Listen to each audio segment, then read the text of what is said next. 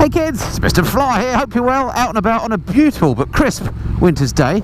Blue sky about, so I thought it was too good an opportunity to sit indoors as it's lunchtime when I could come out and have a ride on the bike and do a bit of general vloggage. So, if you want to come for a ride on the bike with me, stick around and stay tuned.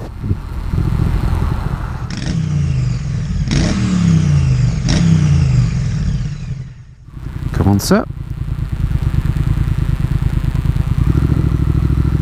Okay, so welcome to Great Missenden, folks, in winter, and welcome aboard the Speed Twin. This is the bike I bought back in, I think it was about May, June time, so had it for 6 months now. Lots of people ask me how I'm getting on with the bike and how does it compare to my Royal Enfield Interceptor, because on the surface of it, people think they're similar sort of bikes.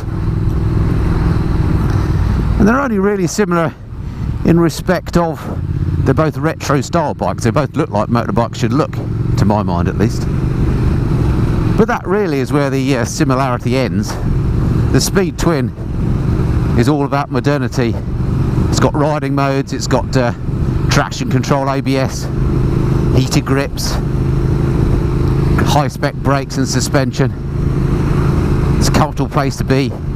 Beautiful fit and finish, premium fit and finish, things like these clocks, just amazing. They look like Swiss watches to me. It's a beautiful bike, it really is. And I'm not saying the Royal Enfield isn't, it's just a completely different animal. It also has a 1200cc engine. The Royal Enfield, of course, is just a 650. They're both twins, and they both have a British connection.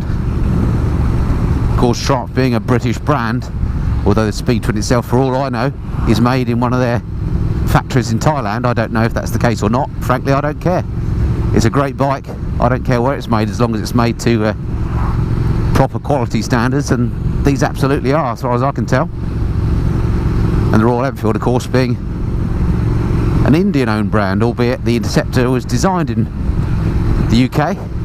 And of course, the history of Royal Enfield is British. So there's a sort of a British connection with both bikes that I relate to, being a patriotic Brit myself. But that, I guess, is where the similarity between the bikes ends, because the Speed Twin is a bit of an animal of a bike. What I like about it is you can ride it in all sorts of different ways. If you just want to come out for a lunchtime lazy ride like I'm doing now, a little bit slippery on the road, there are some damp, wet patches around. There's a bit of traffic about, so I'm not going to be thrashing the bike today. Bit of gravel as well here and there. You can just ride it lazily as I am now. Look, I'm in third gear doing 2,500 revs at 30 miles an hour, and it's just lolloping along lovely, taking in the countryside, enjoying riding a motorcycle. It's what riding's all about, isn't it? And you can do that as well on the Interceptor, of course, but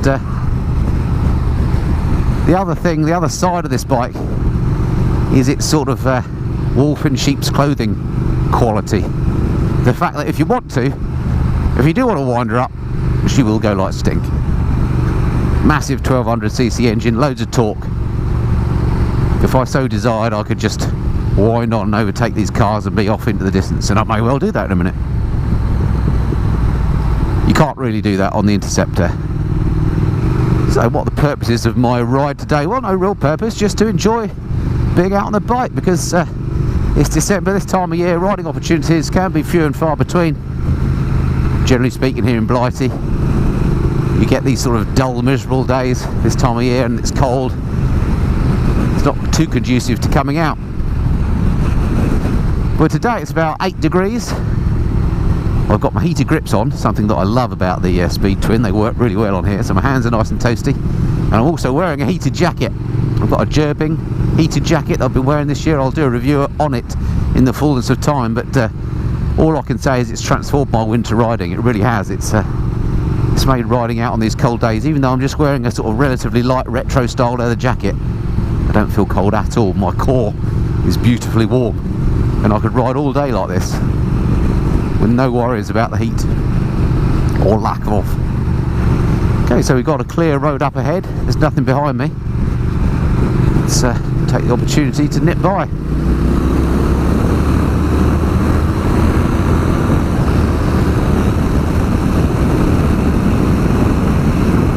that's where the Speed Twin comes into its own. Loads of dollops of torque, excesses of power if you need it.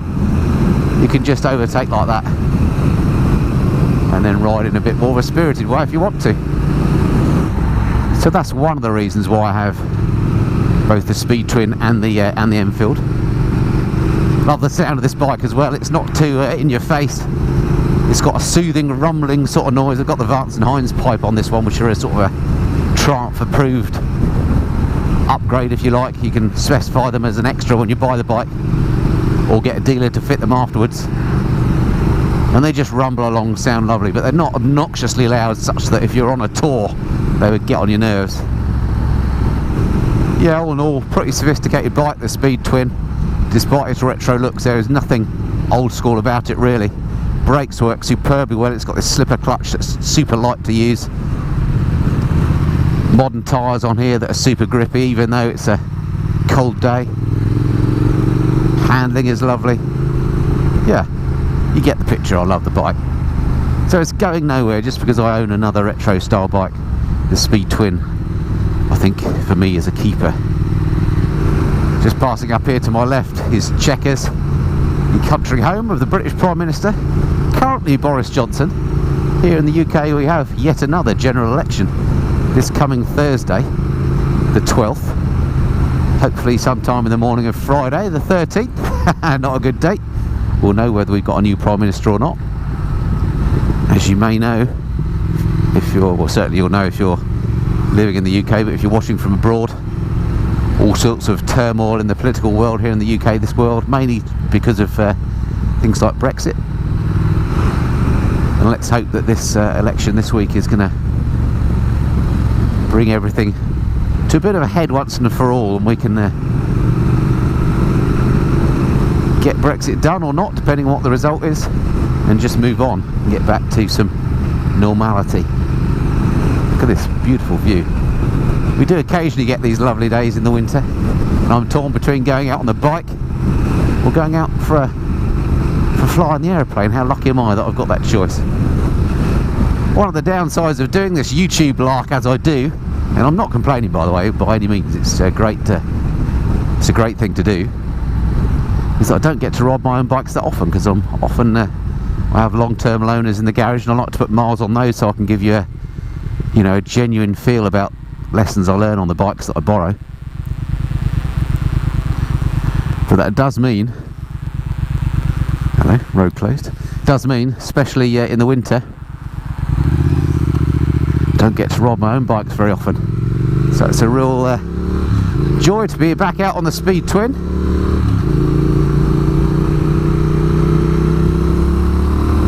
Oh, listen to her. Marvellous. Sounding wonderful. And one of the reasons why I grabbed the Speed Twin today is the fact that it's got an auxiliary power socket mounted underneath the seat, not actually under the seat but on top of the engine, sort of, anyway, underneath it. And you can plug things in like heated accessories, like this heated jacket I mentioned that I'm wearing. And boy, does it make riding in winter so much more bearable. I thoroughly recommend heated clothing to you if you've never tried it and you do have to ride all through the winter. It is the way to go. Well, what a year it's been on the bike. I will be doing a Christmas special, which I'll probably actually upload and publish on Christmas Day, just to give you the option for something different to watch other than the Queen's speech and the reruns of Only Fools and Horses. So on that video I may talk a bit more about what I've been up to this year, but I've done lots of stuff this year that hasn't actually been aired yet, in particular 2 major tours that are coming up in the new year.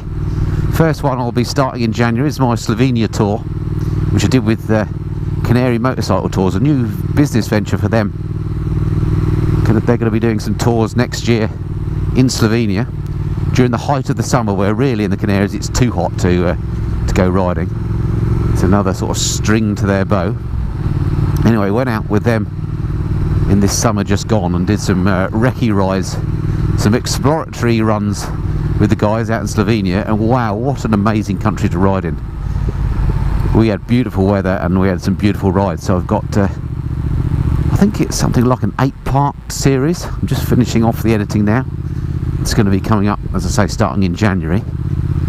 I'm not too sure how to run them, whether to run them just one after the other so you can just, you know, watch the series in sequence, which I think would suit some, or whether to do one video that's a tour video and then intersperse that with one of my normal weekly videos. I might do that, so it'll be like a bike review, then one of the tours, then a bike review, then a tour episode, whatever, something like that. I think it's probably the way I'll run it. And then once the Slovenia one's done, which, as I say, is a cracking tour, I think you're going to enjoy that. Shortly after that, and it'll be sort of springtime by then, March-ish, I'll be bringing you the other major tour that I've done this year, just recorded in this November just gone, where I was lucky enough to go out to Thailand and ride. My first time out in the Far East, and it was absolutely amazing. It wasn't an organised tour as such, it was one that we did off our own bat, but with a lot of help from a subscriber friend of mine, Paul, who's a long-term viewer of the channel. He used to live in this area, and that's why he washes the channel, but he's also a GS rider and now lives in Thailand. And he got in touch with me probably about a year ago and said that he watched all my videos in the Canary Islands and Norway and Spain, places like that, but he thought that I should do some exotic riding, and one, I'd go out there with Mrs. Flyer, stay in his hotel and do some riding out there with him and his other half, Bo. And well, long story short, that's what we ended up doing. So Paul was our guide and took us around some amazing places to see. We had such a great time, so thanks to Paul and Bo if you're watching. We've now got some new friends for life. We had such a great time out there. Not just because Thailand, it turns out, is an amazing place generally. The culture out there, the food, the weather this time of year, of course, was beautiful. It was sort of in the low 30 degrees the whole time we were out there. Saw very few white vans as well. But yeah, we had an amazing tour. So that's all in the can. I'm editing that as I speak. It's taking a lot of work to edit it. I had a few technical problems. I bought myself the new GoPro Hero 8 camera and a new mic. And it started off all well and good, but by halfway through the tour it was letting me down badly. Things like, you know, hours of video film with no sound. The camera just let me down big time, which is such a shame. So I'm having to be a bit clever about the latter half of the tour, how I edit that. But anyway, I've got some great footage in there, and hopefully you're going to enjoy that tour as well. So all that's to come in the new year if you've been waiting for my tour videos. But up until Christmas, lots more videos I've been doing. I don't know if you've noticed, but I've been doing one video a day this month, just to really, as much as anything, it sounds outrageous, get rid of some backlog. I've got some videos in the can that I've had for ages. Some are good, some you might not, I think, are quite so good. Some are things like, you know, exhaust sound videos that I know I get criticised about sometimes, just putting up a video of what an exhaust sounds like. But people buying new bikes, sometimes that's an important factor. It certainly is for me. I know it sounds a bit silly, but I like to know what exhaust sound like on bikes. I've got a few of those to go up, a few bike reviews that have been knocking around for a while that I just haven't had a chance to publish. And just some bits and pieces that I thought if I don't get them published, they're going to be so old by the time I do, we will have moved on to, you know, maybe YouTube won't exist anymore. So I'll be posting those up, continuing doing one video a day between now and Christmas. Let me know if you think it's too much, because after Christmas I'll be going back down to an official 2 videos a week. Now I say an official 2 videos a week because I might occasionally do 3 videos a week. So Mondays and Thursdays will be my official upload days. But if there's additional stuff that crops up that I think I should just get out quickly, then they'll go up on Saturdays too. And that's what I intended to do last year, Alyssa.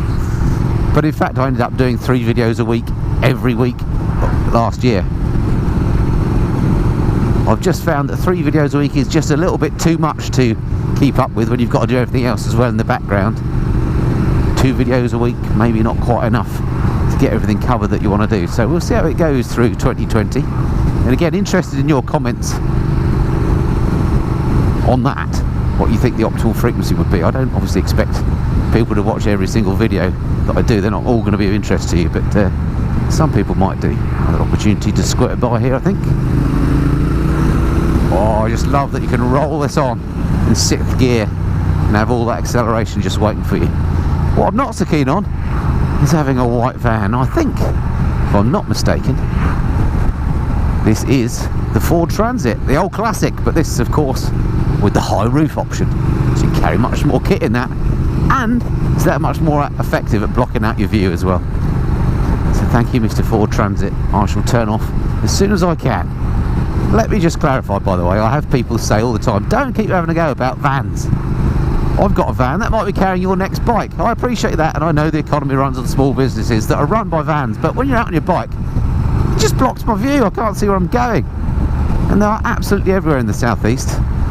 Something I didn't have a problem with when I was out in Thailand, so I'm going to turn off this way, head back to Great Missenden forthwith. Oh, so it's been lovely and toasty out on the Speed Twin again.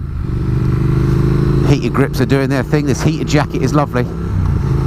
But I think what I'll do while the sun is still out, and because I haven't ridden her for a while, and because we've talked about her a bit on this video, is I'll just fire up the Royal Enfield. I haven't ridden her for a little while. Let's give her a quick whiz round the block.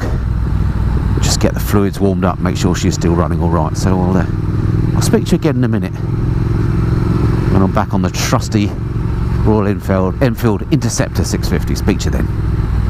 And as if by magic, here I am now on the trusty Interceptor. What a great bike this is. I absolutely love this. Unlike the Speed Twin, this is a back to basics bike. It does have ABS, but it's got no traction control, no riding modes. It's just a proper, honest motorcycle. It sounds epic with the aftermarket exhaust I've got on here. There'll be a video coming up on that soon, by the way. And I absolutely love it. It's got a great character. It looks amazing, sounds brilliant. I have to say, for the last 6 months, if I've just wanted to go out for a quick blast on the bike, this has been the go-to bike. This has been the one that I've just gone to the garage, and it's been the one that I wanted to ride most. I'm not saying it's better than the Speed Twin, not at all. The Speed Twin is definitely the better bike in terms of refinement and everything else, by pretty much any measure. But there's just something about the Enfield that just makes you grin. And at the end of the day, that's the important thing about motorbikes, isn't it? How they make you feel. The downside is of this particular Enfield, as I've just noticed, I've got a flashing last block on my fuel gauge. It's got absolutely no fuel in it. So I've got terrible fuel range anxiety. I have got my phone in case I have to phone Mrs. Flyer and get her to bring me some fuel down. But it's going to be quite a quick ride on this, because I don't want to suddenly get abandoned because I've got no fuel. And not only that, unlike the Speed Twin, and one of the reasons why I like the Speed Twin is this bike doesn't have heated grips. Although I've got the same kit on that I was wearing on the Speed Twin just now, I haven't got my heated jacket plugged into this. Well, to be fair, there's no reason why I shouldn't, because I plug it into the same harness that I charge the batteries up. I have fly leads on all my bikes to charge my batteries up with, and I use the same connectors for the heated kit. Just makes sense. One of these days I'll make a video about that as well.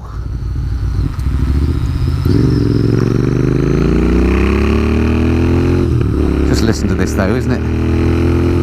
Absolutely amazing. It's definitely a bike to annoy your neighbours with. I'll tell you what, half the power of the Speed Twin, half the cc, less than half the power actually I think, but it doesn't feel half as powerful.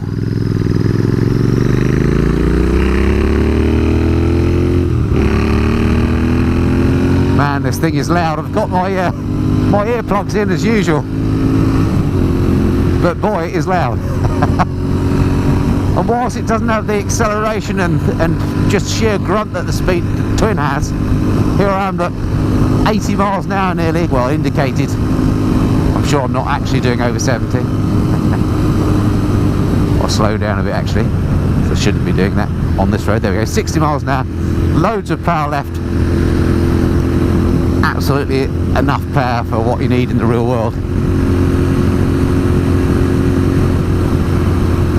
If I wasn't into touring, in fact even if I was into touring and I only wanted to have one bike, I'll tell you what, you could do that with the Enfield. It's a great machine. Anyway, more videos coming on the Royal Enfield soon as the summer starts. Hopefully I'll maybe get to do a little tour on the bike, because it is such a hoot to ride. Just makes you feel good, as I say. And sales would back me up, because it seems these, along with the BMW GS, are just flying off the shelves still. good news as far as I'm concerned. Talking of Christmas, as we were earlier on in the video, if you haven't got all your Christmas presents sorted out yet, then do go out and check out the missendenfly.com, my new website, if you haven't had a chance to have a look at that. Got some new merchandise on there as well. I've got a new web shop on there, new kit specifically there because I'd had some issues with Teespring delivering abroad, whereas now with this new supplier you can get hoodies, t-shirts, stickers, mugs, and there'll be new stuff coming soon at slightly better prices than Teespring, I have to say, and definitely shippable all over the world. So if you're still stuck for Christmas presents, do go and check that out, missendenfly.com. Alright, I think this cold weather is starting to have an impact on the battery of my GoPro, which is about to run out in a minute, so I'm going to bring this one to a close, but great talking to you. Hope you've enjoyed this little ride. It's nice just to come out and do a bit of vloggage for a change, isn't it? So as I mentioned, loads of videos coming between now and Christmas. Do stick around and stay tuned. Let me know if I'm overdoing it or underdoing it. Let me know what sort of videos you want to see from me, or whether I should just keep doing the same as I've been doing through 2019, and if you keep watching, I'll keep making them through next year. Alright, that's it for this time. Look forward to speaking to you again soon. Until then, this has been the Missenden Fly. Cheerio.